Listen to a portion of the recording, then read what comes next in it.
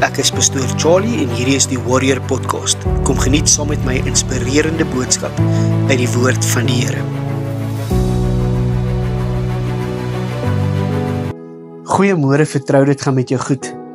Ek weet nie of iemand ook al hierdie volgende teksgedeelte met jou gedeel het in 'n tyd van benoudheid, 'n tyd van kommer. Psalm 46 vers 11 wat sê, laat staan en weet dat ek God is nie. Of ons ken hom veel eerder so, wees stil en weet dat hy God is. Gee dit nie vir my en jou vanoggend sekerheid om te weet, in ons tyd van nood, ons tyd van onsekerheid, ons tyd van seer, kan ek en jy stil raak en weet dat hy God is? Kan ek en jy stil raak en weet dat hy daar is? Kan ek en jy stil raak en weet dat hy ons rug het? Nou ek weet nie van jou nie, die eerste keer toe ek hierdie gedeelte hoor, het ek dit so verstaan. Wees stil en weet dat ek God is. Ek moet stil raak en oor sy woord nadink. Tot ek eendag raak gelees het waaroor dit eintlik gaan, en dis die Hebreëse woord Rafa, wat meen om oor te gee, om heeltemal oor te gee. Soms staan ek en jy voor 'n berg, soms het ek en jy 'n reus voor ons, soms gaan ek en jy deur 'n dal van doodskaduwee, soms bevind ek en jy onsself in 'n storm, en ons weet nie om hier deur te kom nie, ons weet nie ons hierdie reus gaan verslaan nie, ons weet nie hoe ons aan die ander kant gaan uitkom nie. Dan moet ek en jy stil raak, en weet dat hy God is, weet dat hy altyd daar is vir ons, en ek en jy moet die vermoë hê om heeltemal oor te gee. Nou ek weet nie van jou nie, maar ek is baie mal oor die boek van Psalms. Die rede daarvoor is, ons sien die mens in die boek van Psalms. Ons sien die mens se hart, ons sien die emosie in die boek van Psalms. Ons sien al die hoë hoogtes, ons sien die lae laagtes. Maar baie keer moet ons na die konteks gaan kyk agter die Psalm. En as ons gaan kyk na die konteks agter Psalm 46, sal ons sien dit speel af hier in 2 Konings 18. En ons sien dat die Assiriese weermag is besig om Israel aan te val. En hulle vat een stad na 'n ander stad. En dan kom hulle by die stad Jerusalem. En Hesekaja is die koning van Jerusalem. En ons sien dat die Assiriese koning die stad wil invat.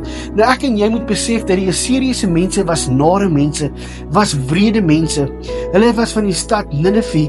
Hulle het die kruisdood, hulle was eintlik die mense wat die kruisdood uitgedink het. Die Romeine het net die kruisdood volmaak. Hulle was die eerste mense wat babas geoffer het vir hulle gode.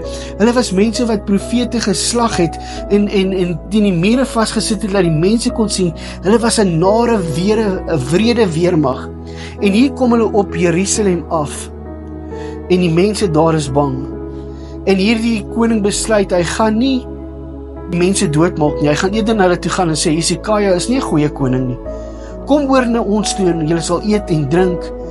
Dit sal met julle goed gaan. Doen die vyand dit nie baie keer met ons ook nie? Hy wil vir ons sê dat God het nie ons rug nie. Doen eerder hierdie sonde of doen dit of dis my ou plesiertjie.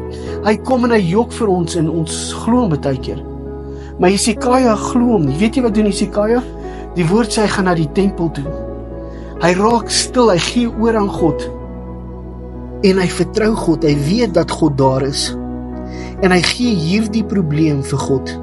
En hoor wat sê, ek wil graag vir julle lees vanoggend 2 Konings 19 vers 35. Hy sê, daardie nag het die engel van die Here gegaan en 150.000 manne van die Assiriese kamp doodgemaak.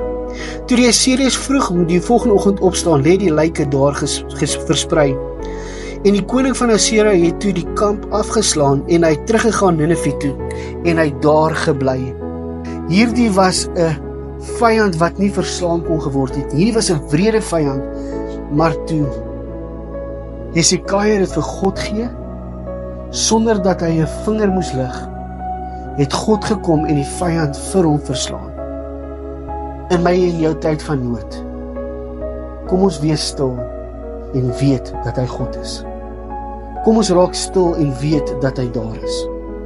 Kom ons wees stil en weet dat hy die uitweg kan gee. Kom ons raak stil en weet dat hy die wonderwerk kan bring. In jou tyd van nood, wees stil, weet dat hy God is. Gee dit oor, gee dit heeltemal oor en vertrou hom dat hy die deurbraak sal bewerkstellig. Mag jy 'n wonderlike dag hê.